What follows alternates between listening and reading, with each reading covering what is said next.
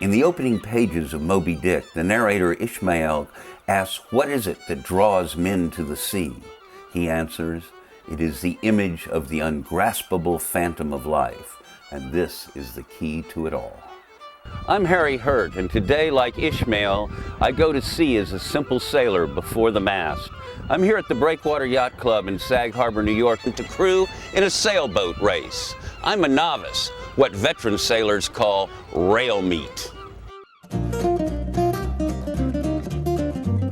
A government survey says over 12 million people in the U.S. enjoy sailing each year. This race is one of the so-called beer can races, informal regattas held every Wednesday night all around the country. Skippers like Jim Vose, who owns a J109 called Scoot, use them to introduce landlubbers like me to sailing. Harry's rail meat. Plus, he's helping on the spinnaker takedowns. He helps gather up the spinnaker and get it down, which is a maneuver where it's like a space shuttle landing. It's a controlled crash because you're just dropping a sail and trying to get it inside. The race today includes 19 other sailboats. Kenny Kalbacher is our tactician. And basically just seeing what the wind does. It's supposed to shift a little bit more to the south, so we have to keep that in mind while we're sailing and try to stay on the windward side of the fleet. Our goal is to race around a course laid out by the committee boat. What we're doing is we're trying to determine what the race course is going to be, and we're going to drop these buoys here. We're just trying to figure out which way we want to send the boats. So that's what we're figuring out. We want to give them a couple of good spinnaker runs downwind because we have a good wind.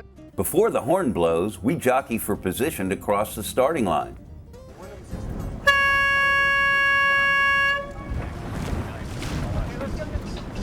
The first leg of the race seems pretty calm. Then Skipper Jim barks out commands and near chaos ensues. Okay, guys, we'll throw a tack.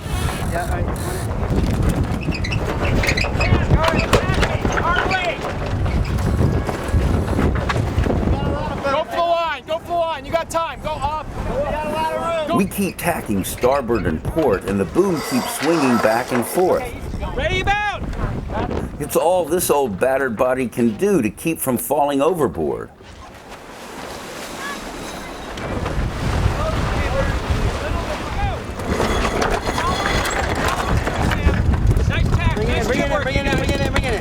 A good crew works like a well-oiled team. My job is to man the halyard that hoists a balloon-like sail called a spinnaker. You got a handle in? Maybe one more wrap, you think? One more pull. 1, 2, 3. Maybe I could use a little more oil. Okay. Well, that was pretty rough. I lost my sunglasses. That's all that's left. Yeah. Get another wrap. When calm momentarily returns to the deck, I get a chance to revel in the splendors of sailing, the sparkling water, the gorgeous scenery, the sheer joy of flying on the wings of the wind. Then suddenly there's another crisis. The skipper orders me to help haul in the spinnaker. I've got to come through there right now. But there's so much wind, the spinnaker gets away from us. Release it, release it, release it. Watch your head. Jim steers a steady course despite our problems, and we keep holding our own in the race. But one of the 3 109s in the fleet. We're all right here neck and neck. The race is already taking a toll on the able bodies of the crew. We've got fresh bruises, skinned knees. Rope burn going right there. It's nice when you just hear going zzz. But we can't dwell on injuries.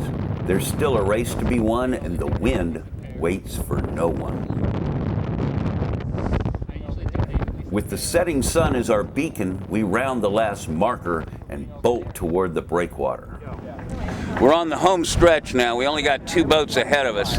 Thank God we're not going to have to raise and lower that spinnaker anymore, but maybe we'll be able to overtake these other 2 boats.